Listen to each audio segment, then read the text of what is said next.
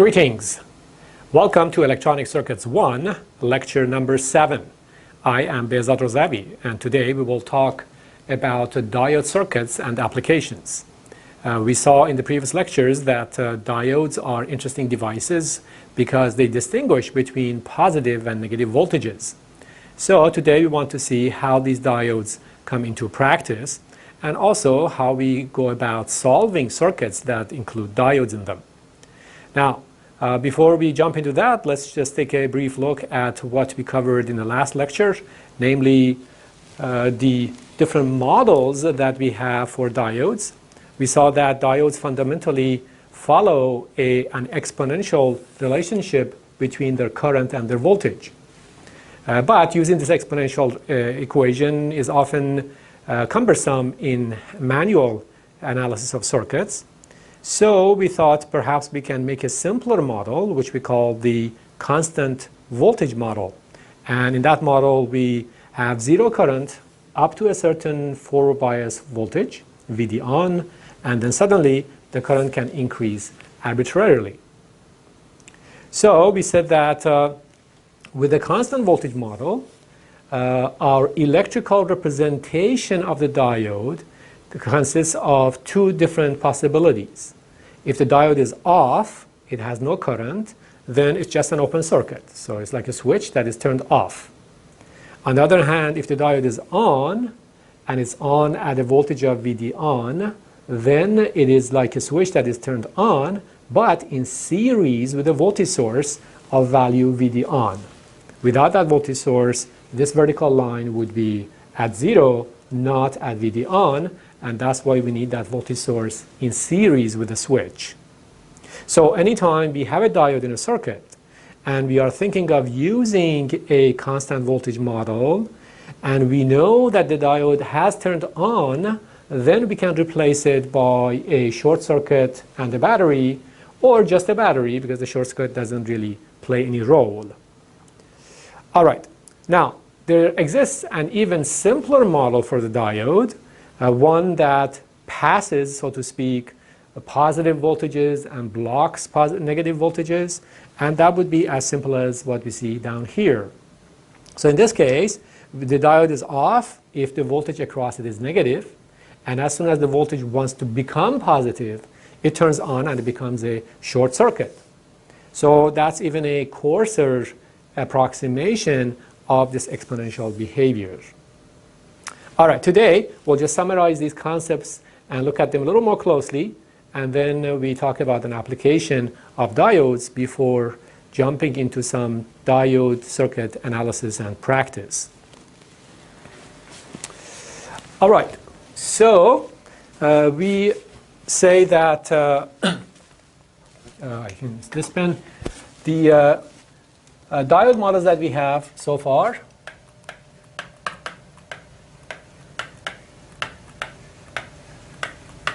consist of the exponential model, the constant voltage model, and the ideal model. These models share some properties. They have some properties in common. So what are those properties? All right, so all three models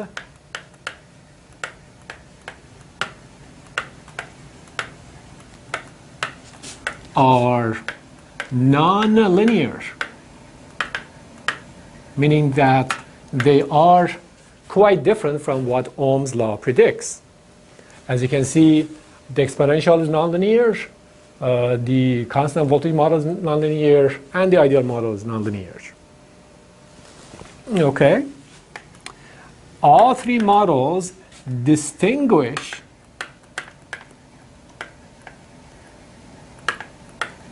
between positive and negative voltages. As you can see here, for the exponential model, if we have a negative voltage, we have no current. If we have a positive voltage, we have some current. For the constant voltage model, the distinction is really around this voltage. So the voltage has to be positive enough to make that distinction. for the diode to be on or off. And for the ideal model, we have a precise distinction between negative voltages and positive voltages. The distinction that we make between positive and negative voltages is important in many applications, one of which we see today, and that is called rectification. So this is called rectification. Rectification means we treat the positive voltages differently from the negative voltages. Usually it means we keep the positive voltages and we throw away the negative voltages. All right. So the other property that we can see is that the constant, sorry, maybe I should do this in order. So the ideal model passes, again I put this in quotation marks because that's a loose way of saying things, passes positive voltages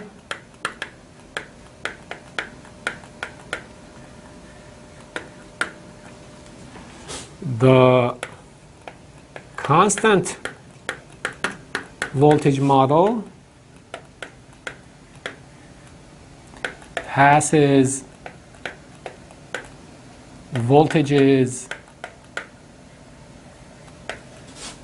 greater than VD on. As you can see here, once the voltage wants to exceed this, we let it go through the switch, go through the circuit. And finally, the exponential model passes voltages significantly,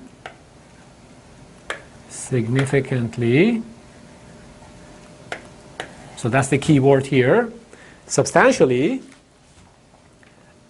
for if VD is greater than about 700 to 800 millivolts. And again, this goes back to our previous studies where we saw for typical current levels in a forward bias condition, the voltage that we would have across a PN junction or a diode would be about 700 to 800 millivolts. So even though the exponential model has some current around here, we don't worry about it too much. It's not a whole lot of current in most applications. So we say that, yes, around 700, 800 millivolts, the exponential model also begins to have significant current conduction. The only distinction between these two models is that we do remember this is an exponential, whereas here we approximate it by a vertical line. Okay, so these are some attributes of these three models. And as I said before, we use the ideal model maybe 10% of the time, the constant voltage model maybe 80% of the time, and the exponential model maybe another 10% of the time. So the constant voltage model is the most common and popular model for analyzing diode circuits. All right, so that's a quick summary of what we have here. And again, I would like to draw the symbol for the diode so that we remember what it looks like. The arrow on this side represents the P side of the junction. It's called the anode. And the vertical line represents the N side, and it's called the cathode. So the current wants to flow in the forward bias region from this side to this side. That's the only significant current that a diode can carry. Very well. Let's now talk about one application of diodes in practice, which is very interesting, and you can find it everywhere. And that application is as follows. So we'll talk about one application example. and that is the chargers or adapters that you have for charging the battery in your mobile devices, in your cell phone, in your laptop, etc. So here's what we have. Here's a charger that we use for a laptop. On this side, we plug it into the outlet in the wall. We receive 110 volts in US, 220 volts in other countries, 60 hertz in US, 50 hertz in other countries. So that's what we receive, an AC voltage. And on this side, we deliver to the laptop a DC voltage, a constant voltage of about 19-20 volts. That's the standard for most laptops. For cell phones, it would be smaller. It would be maybe 3 volts, 3.6 volts. So the question is, what's inside here? How do we go from 110 volts AC or 220 volts AC to, for example, 20 volts DC? So that's something that we are curious about in this charger. So let's break it down step by step and see if we were to think about this fundamentally, what operations would be necessary, what circuit functions would be necessary to go from that large AC voltage that comes out of the wall to 3 volts for the cell phone or 20 volts for the laptop. Okay, well, so here's our charger.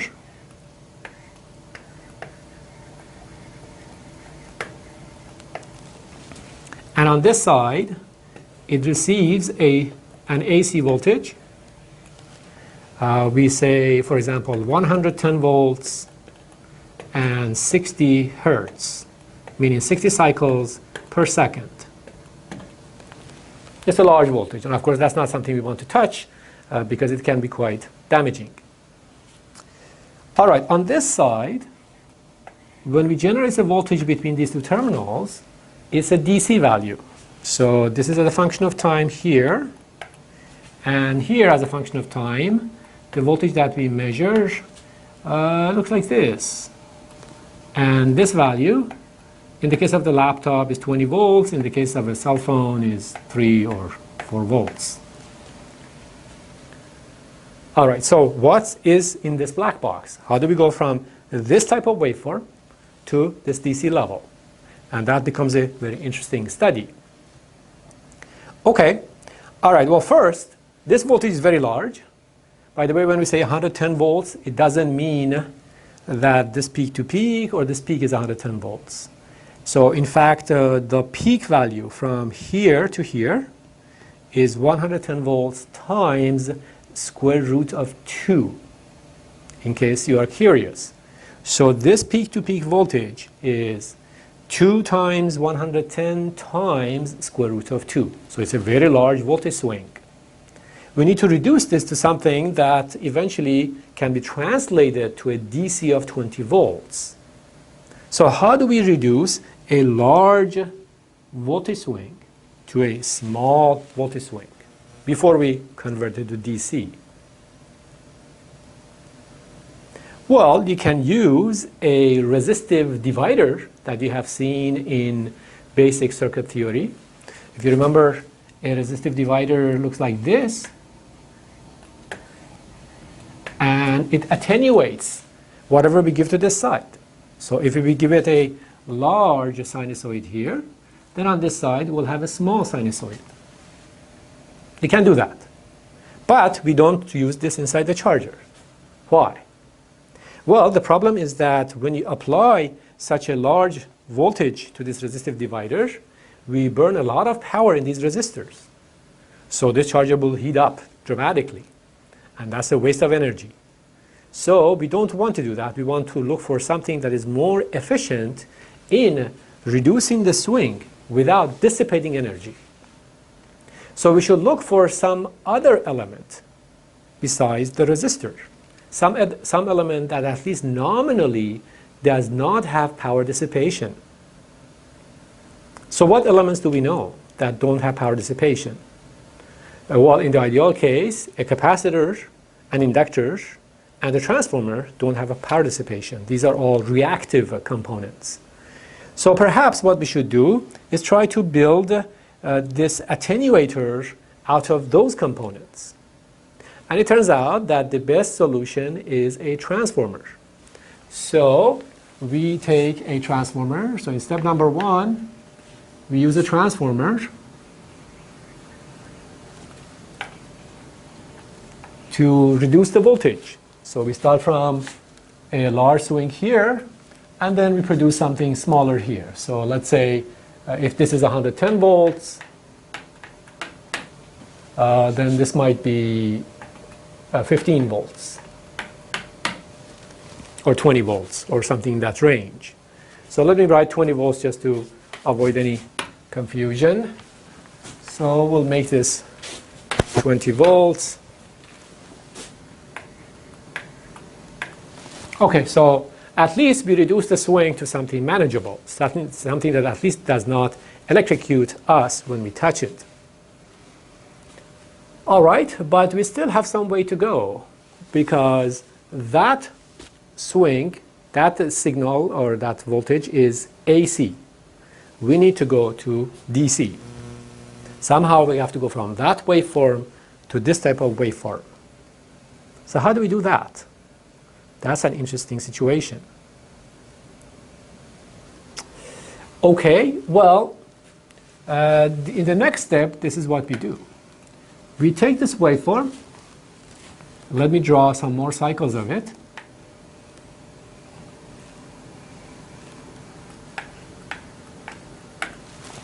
So 20 volts and 60 hertz or 50 hertz, depending on which country you are in.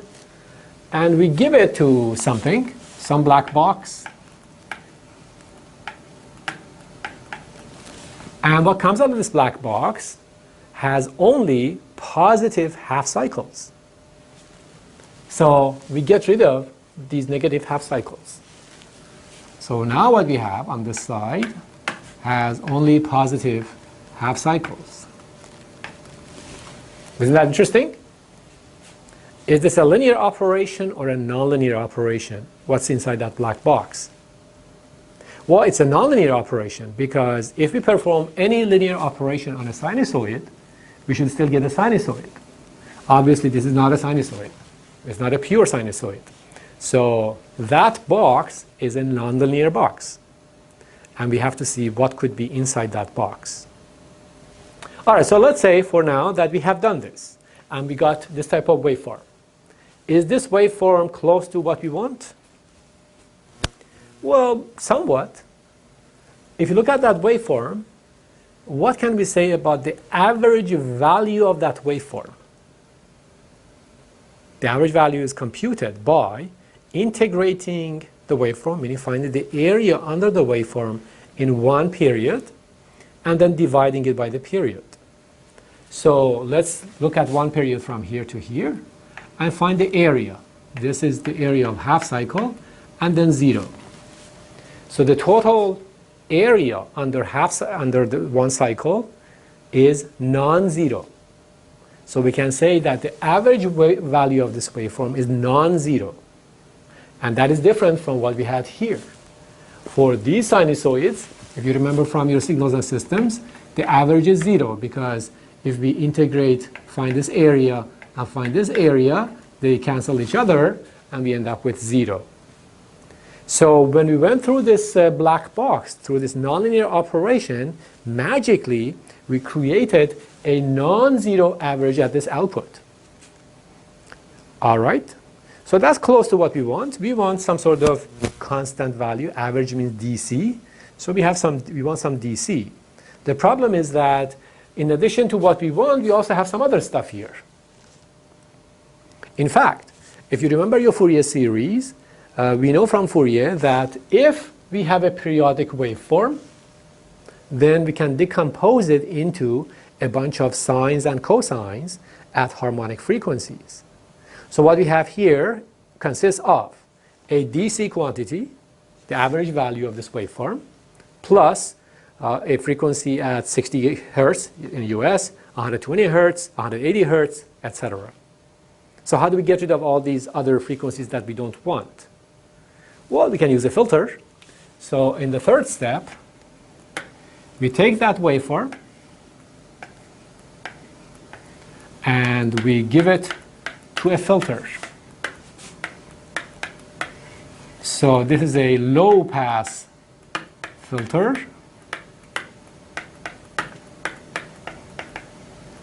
And what we obtain at the output is approximately constant and has a little bit of a variation on it, but that is the DC value of this waveform. Remember what the low pass filter does. A low pass filter has a frequency response like this.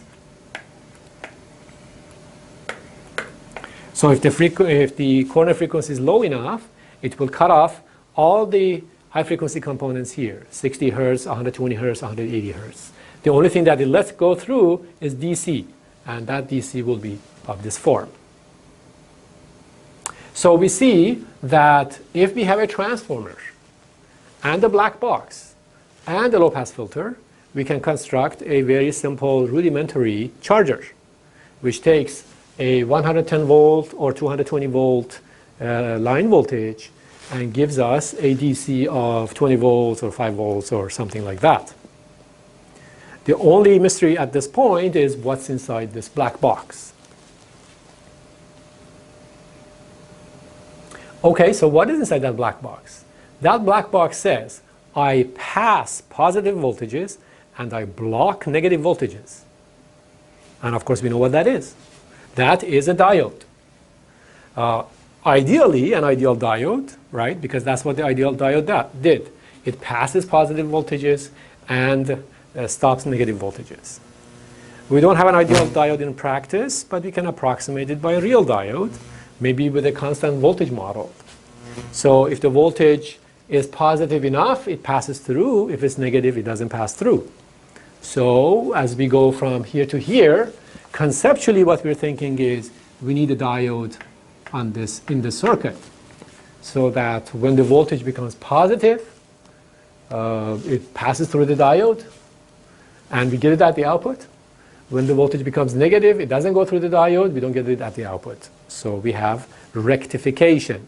So when we go from here to here, we say we have rectified the waveform. So this process is called rectification.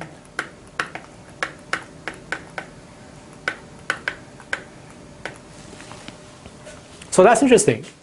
We see that this is what goes on inside this charger, right? So we start out with 110 volts or 220 volts. We have a transformer that steps it down, reduces the swing to something manageable. Then we have some sort of rectification circuit consisting of one diode or maybe more. As we will see, actually we might use 4. And then we go through some filter. A filter may consist of resistors and capacitors. It turns out that we just need a capacitor or 2, and we use a capacitor, and then we get a DC. Now, what I'm explaining here is not exactly what goes on inside this. It's a little more complicated, but at least for our purposes here, that will suffice. Very well. This is an interesting application of diodes in real life. Now, we have seen these concepts, and we are ready to go over some circuit examples. My objective today is to make us more and more comfortable with circuits that have diodes in them. You can see that these circuits can be quite nonlinear, and analyzing them is not as straightforward as what we have seen in basic circuit theory courses. Ohm's law applies when we have a linear resistor, but otherwise we have to be very careful. So our objective is try to reduce a given circuit to different regions of operation, and in each one of them try to have a circuit that's linear and manageable. But we have to be careful about how we go from one region of operation to the other region. So we will go through a bunch of examples of diode circuits, and first, for simplicity, we assume an ideal diode model, just like that. This is the simplest model we can have for a diode. Pass positive voltages, don't pass negative voltages. And when we say pass positive voltages, it means that as soon as the voltage wants to become positive, it becomes a short circuit. It's just a switch, if you remember. So right here, we just have a switch that is on. It's a short circuit. Whereas on the other side, we have a switch that's off. So that's all there is to it. An open circuit, a short circuit. That's all a diode does, an ideal diode does. So we go through a couple of examples like that. Then we say, okay, let's make it a little more realistic. And we go through examples using the constant voltage model. That's a little more complicated because that transition doesn't happen at 0. It happens at VD on, 700 to 800 millivolts. But these will gradually acclimate us to the analysis of diode circuits. Okay, so we're going to start with some examples using only the ideal diode model. So here's an example of the ideal diode model. Okay, so in this example, we would like to plot part A. We would like to plot the current through this network as a function of Vx, as Vx goes from minus infinity to plus infinity. All right, so here's how it goes. Ix, Vx.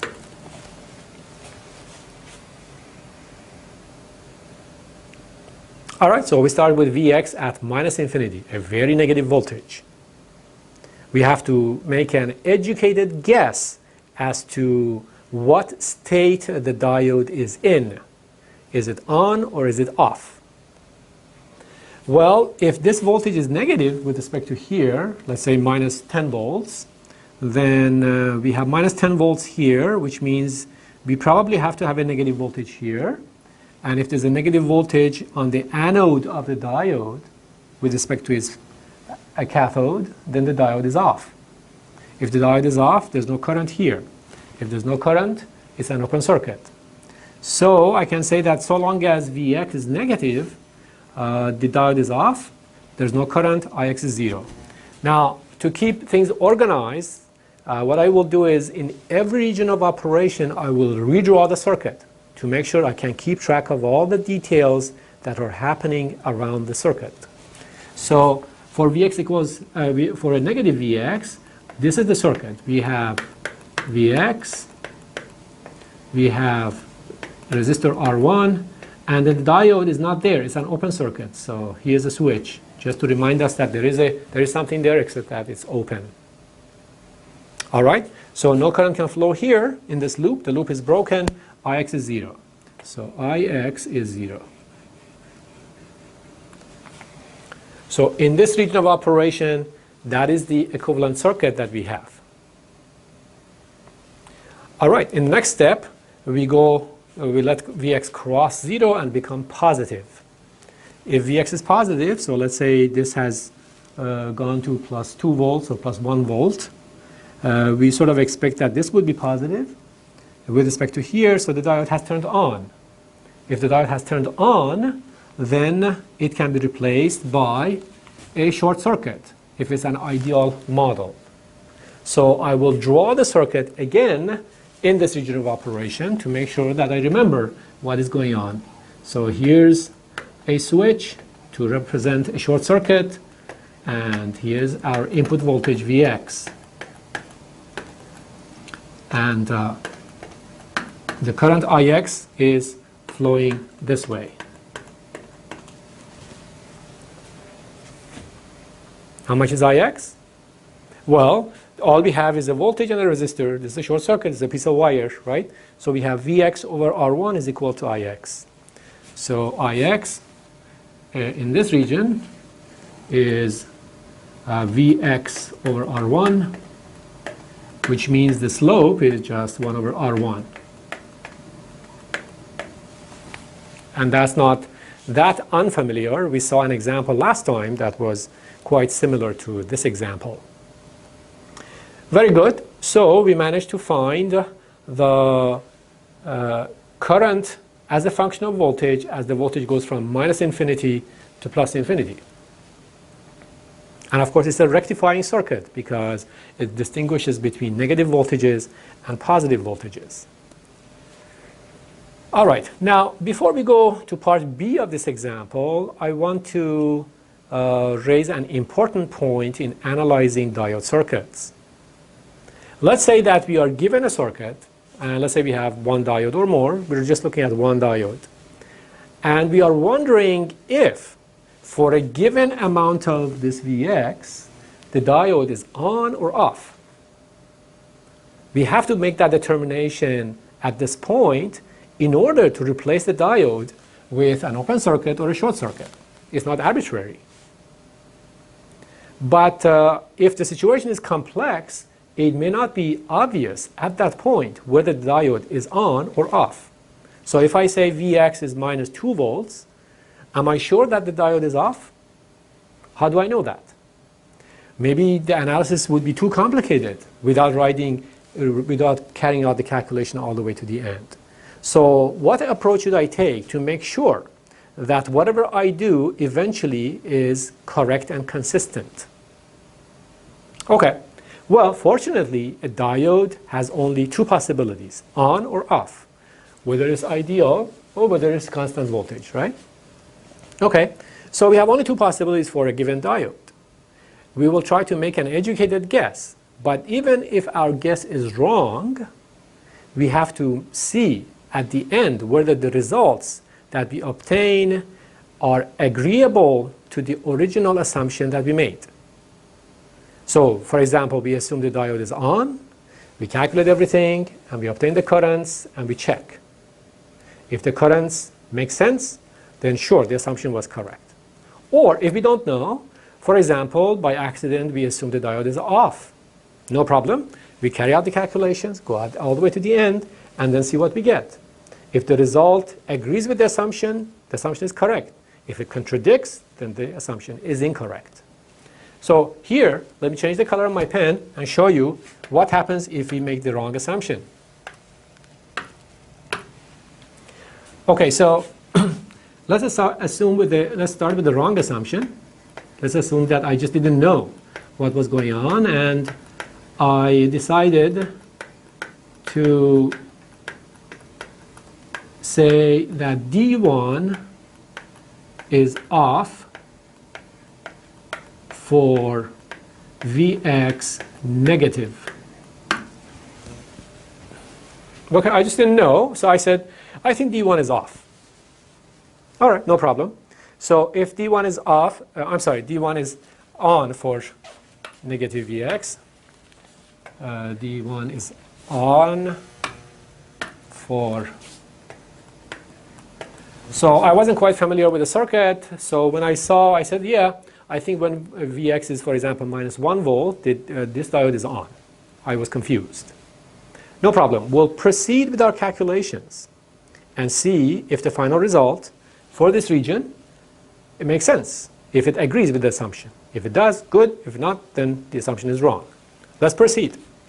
If D1 is on for Vx less than 0, if D1 is on, it has to be replaced by what? It has to be replaced by a short circuit. That is non-negotiable, right? If it's on, it's a short circuit. It doesn't matter where it is. Okay, so let's do that. Let's construct a circuit.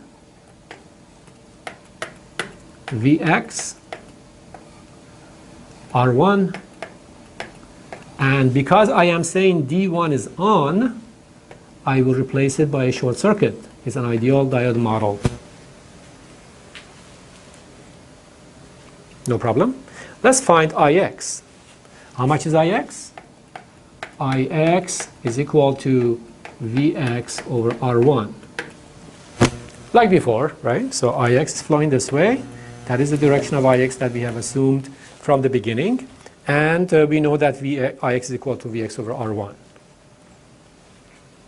So far, so good. Nothing seems out of order yet. All right, now let's examine the results carefully.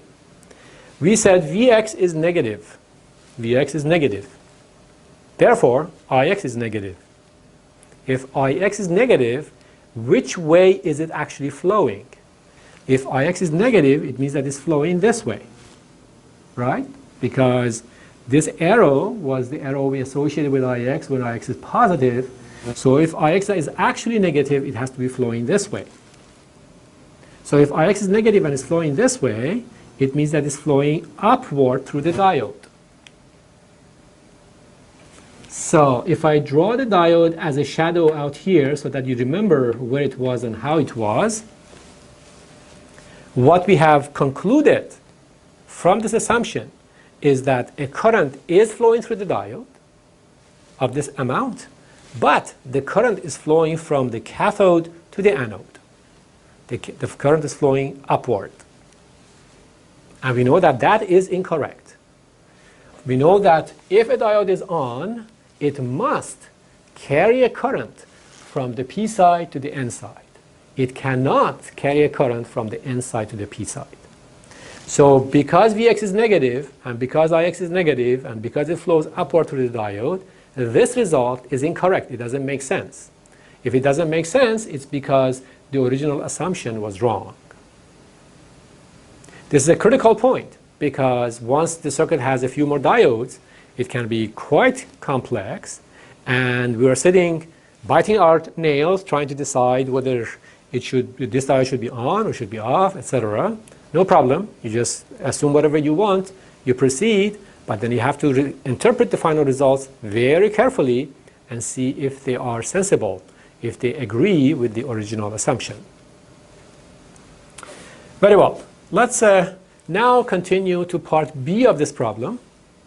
In part B, what I will do is add a resistor to this network.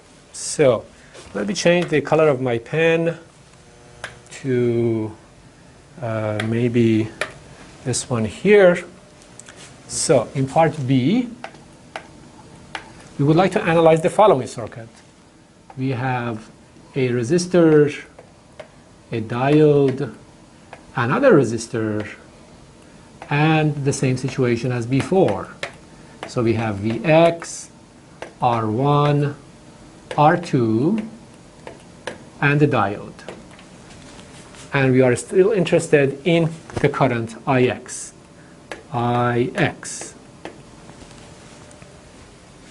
So that's the only difference between the circuit in part B and the circuit in part A. We came along and added a resistor here. Why did we do that? Well, this is just because we want to make the circuit more interesting. We want to create challenges for ourselves to become more and more comfortable with analyzing more complex circuits. All right, so in this case, what do we do? Well, just like before, we start out by assuming that Vx is very negative and see what happens. And then gradually increase Vx towards 0 and then towards positive values. All right, so if Vx is very negative, what do we expect? Well, again, we expect that this voltage would be probably negative with respect to here, which means this diode will be off. If the diode is off, how much current do we have in Ix? Well, it's not 0 anymore, right? Because if the diode is off, the voltage source Vx is connected to the series combination of R1 and R2. So if Vx is negative, the current is given by Vx over R1 plus R2. So we say if Vx is negative, then Ix is equal to Vx over R1 plus R2. Because the diode is off. The diode is an open circuit, it's gone, we don't worry about it. So that's an interesting distinction between this circuit and the previous circuit. In the previous circuit, when the diode was off, we had no current, but now we do have a current. All right, so can I plot this on the same axes? Yes. We see that because now we have R1 plus R2 in the denominator, the slope of this line is smaller than the slope of that line. That's 1 over R1. This is 1 over R1 plus R2. So for the new circuit, this is what it would look like. Sorry, let me exaggerate that so that we see it better. So we have something like this, a straight line here with a slope of 1 over R1 plus R2, as long as Vx is negative. All right, now what happens when Vx is positive? Well, when Vx goes positive, we're trying to create a positive voltage here. And as soon as we try to do that, the diode turns on and becomes a short circuit. So we are right here for the diode. Diode becomes a short circuit. If the diode is a short circuit in parallel with R2 gives us what? Well, we have zero resistance here in parallel with a finite resistance. The net result is still zero resistance. The zero resistance dominates. So if Vx is greater than 0, then the circuit reduces to just R1 and the short circuit, like before, R1 and the short circuit. So we see that Ix is just equal to Vx over R1. So interestingly, for a positive Vx, this circuit and this circuit have the same current. So that current will just coincide with this one. I'll just draw it next to this one here. Okay, so these two coincide. So we see that by adding a little resistor in the circuit, we did create some changes in the behavior of the circuit. Not over here, but over here. So that's an interesting twist to that example. Okay, let's go to the next page.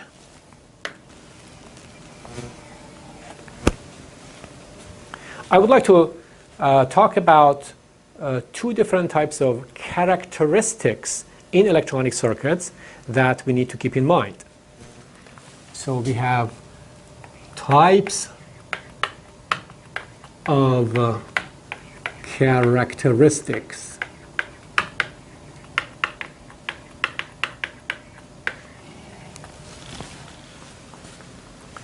All right, so in electronic circuits, we are often concerned with two types of characteristics.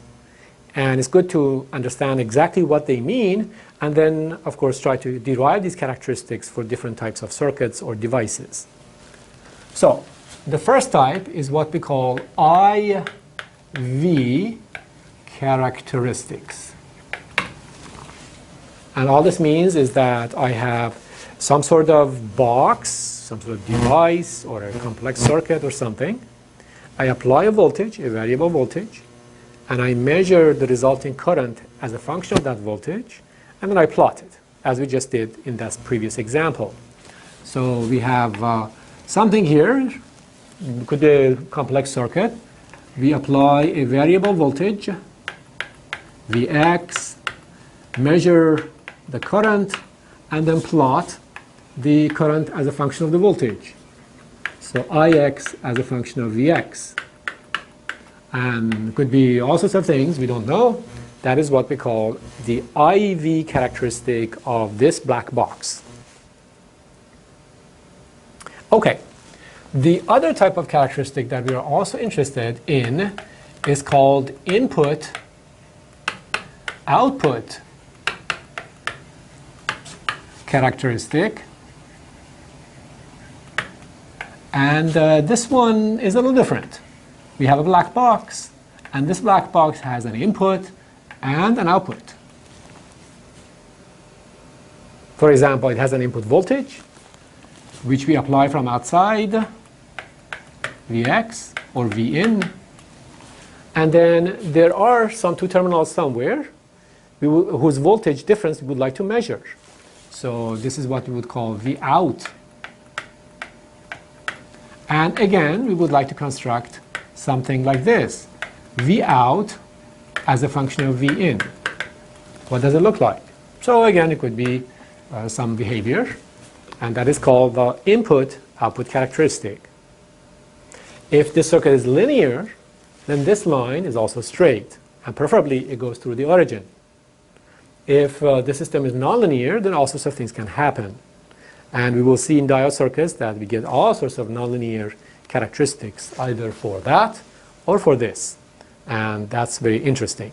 So this is just to show you what we are generally looking for when we analyze these types of circuits. This and or this. Okay, so now that we have that, let's go ahead and look at some more examples. So let's look at this example.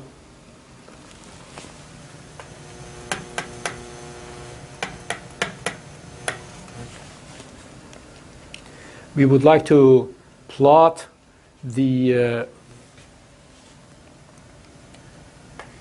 here's a circuit. We still keep the diode at the ideal, according to the ideal model, and we have a resistor here. We have a voltage, and we would like to plot two parameters here. Number one, Ix as a function of Vx. So that's an IV characteristic.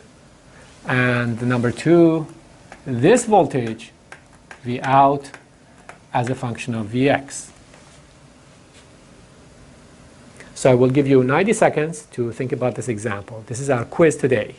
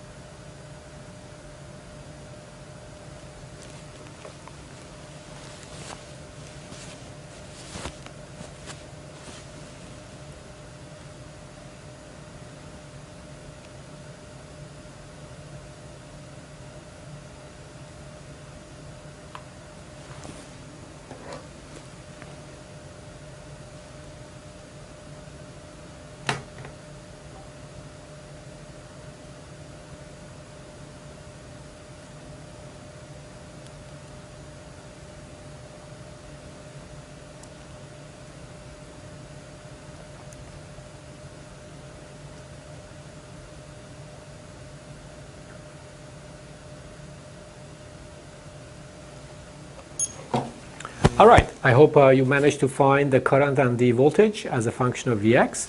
So let's go through this and see. As usual, if you are interested in Ix as a function of Vx, we assume that Vx is very negative and see what we can predict. So if Vx is very negative, what could happen? Well, it means that we're trying to make this point more negative than this point. We're trying to make the cathode of the diode more negative than its anode, so the diode will turn on. It's an ideal diode. So if the diode turns on, I have to replace it by a short circuit. So as long as Vx is negative, my conjecture is that this is what we have. We have a short circuit for the diode, and then we have a voltage source, Vx, and then we have R1, and this is Ix. So how much is Ix? Well, Ohm's law, Ix is simply Vx over R1. So it's just a plot like so, with a slope of 1 over R1. All right, now what happens if Vx crosses 0 and becomes positive? Well, if Vx is positive, we're thinking that it will want to create a positive voltage on this side with respect to this side. And as soon as the cathode becomes more positive, the diode turns off. If the diode turns off, we replace it by an open circuit. So over here, our equivalent circuit will be like this. It's an open circuit. It has no current in it, so the current will be 0. That was simple. You see that this behavior is complementary or similar to what we saw previously when the diode was the other way around. So by flipping this diode downward, I managed to flip this characteristic also this way. We used to have 0 current here and a proportional current on this side. By flipping the diode, we have a proportional current here and then 0 current on this side. Okay, in the next step, we need to plot V out as a function of Vx. And that is not that difficult either, given what we've seen in previous examples. So here's V out, and here's Vx. So again, when Vx is negative, the circuit reduces the structure. So let me redraw, just so that we can keep track of everything. The diode is a short circuit. And where is V out? V out is denoted as the voltage across the diode. So this is V out here. And this V out, we see, that is equal to 0. Because that is the definition of a short circuit. A short circuit can have any current through it, but the voltage is always 0. Ohm's law. The resistance is 0. So V out is 0 in this regime here.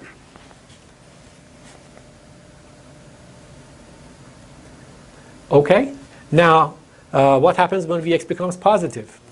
When Vx is positive, the diode has turned off because this side wants to become more positive than this side. The diode has turned off, we have this situation. This is V out. The diode is not there. I'll just draw an open switch here, but it doesn't matter. And then we have Vx. How much is V out in this case? All right, so this is what I talked about last time. You have to remember that the current through R1 is 0. R1 has no current because there's no path for the current to flow. If the current through R1 is 0, the voltage drop across R1 is 0. That means that this voltage is equal to this voltage. That means that this voltage is equal to this voltage. So V out is equal to Vx, regardless of the value of R1. So V out is simply equal to Vx, and that gives us a 45-degree line, so with a slope of 1. So this is also an example of a rectifier. If the voltage is negative, we stop it. If the voltage is positive, we let it go through. Okay, so that's an example of playing with circuits like this. Let me go through one more example in the remainder of the time that we have today. So let's go over here. We are still staying with the ideal diode model, just again to get comfortable with these concepts. We have plenty of time to later go look at the constant voltage model, etc. So in this example, let's try to connect our voltage, our variable voltage Vx, to a resistor like this, a diode like this, and then another resistor like this. So R1, R2.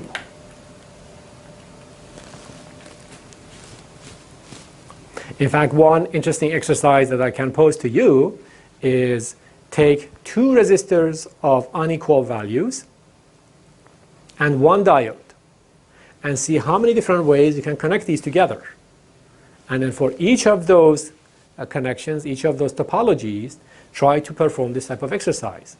Apply voltage, measure the current, measure the voltage anywhere you want, plot these. That's a very good exercise to build up understanding and skill towards analyzing these circuits efficiently.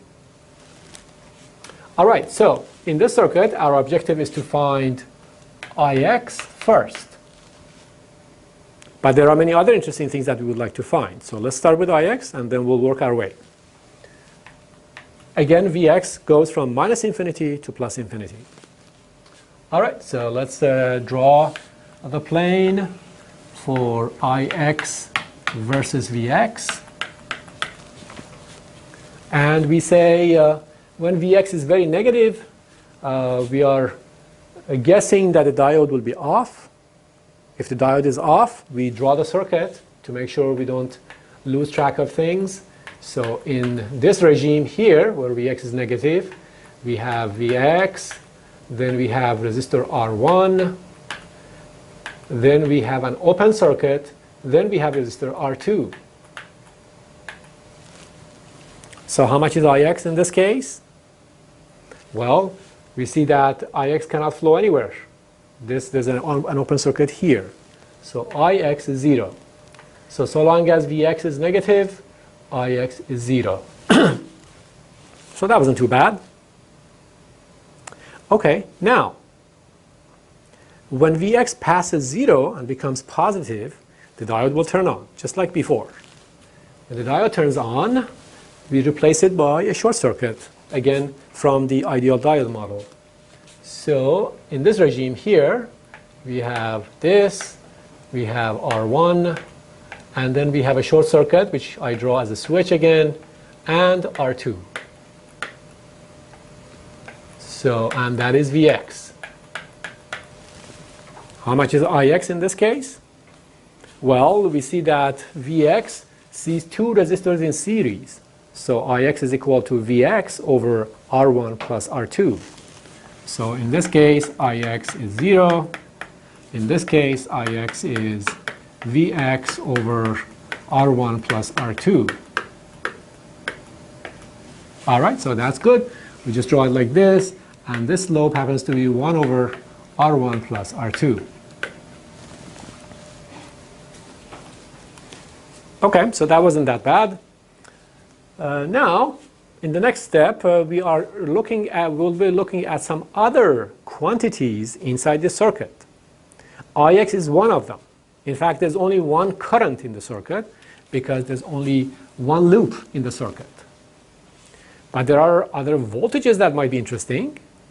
We have a voltage across R2, a voltage across the diode, and a voltage across R1. So each of those voltages is an interesting quantity.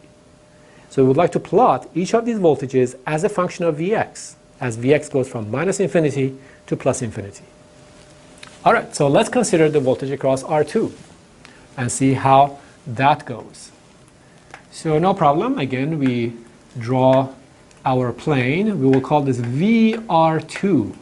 VR2 will be this voltage, VR2, as a function of Vx.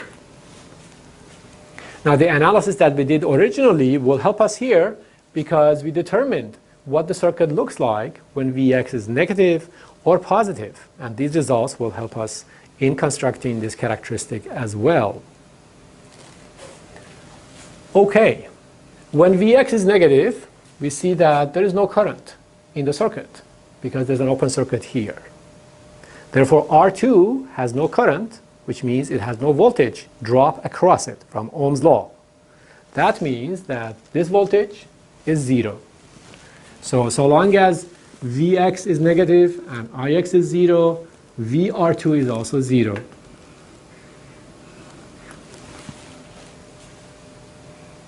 Okay. Now, what happens when Vx becomes positive? When Vx is positive, we remember that the topology reduced to this circuit on the right. And I am interested in the voltage across R2. So let me redraw that here to analyze it quickly. So here's Vx, here's R1, here's R2, and I am interested in this voltage here, VR2. How much is that voltage? Well, remember the equation for a resistive divider from basic circuit theory. We know that VR2 is actually equal to the voltage that we applied across this resistive divider multiplied by this resistor divided by the sum of the two resistors. So we have Vx times R2 divided by R1 plus R2. So we see that the voltage across R2 is proportional to Vx with a slope less than 1, obviously, right? If the slope were 1, it means that all of Vx is going to the output. But because of this attenuation, we have a fraction of Vx going to the output. So the slope is less than 1, and it is equal to R2 over R1 plus R2. In other words, as far as Vx and VR2 are concerned, this system says if Vx is negative, VR2 is 0. We don't give out anything. If Vx is positive, we will attenuate it by a certain factor and produce it at the output, if the output is here. If we put everything else in a black box and we say this is the input, this is the output, that's what the system will do to the input signal. Okay, in the next step, let's try to find the voltage across the diode. So we will call this VD1. We'll call this VD1, and let me change the color of my pen to maybe brown. All right, so VD1 as a function of Vx. Okay, well, again, we go back to the fundamentals, what we analyzed originally. We said if Vx is negative, the circuit reduces to this topology. So let me redraw that topology here.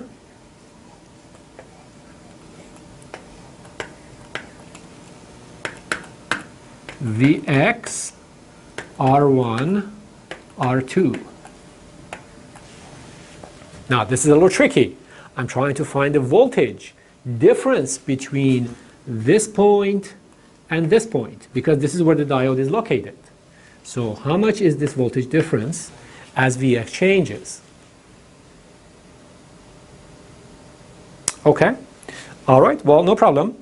We know that when Vx is negative, the current through this branch is 0, as we saw before. That means that R2 sustains no voltage. R1 sustains no voltage. R2 sustains no voltage. So the voltage difference from here to here is 0. The voltage difference from here to here is 0.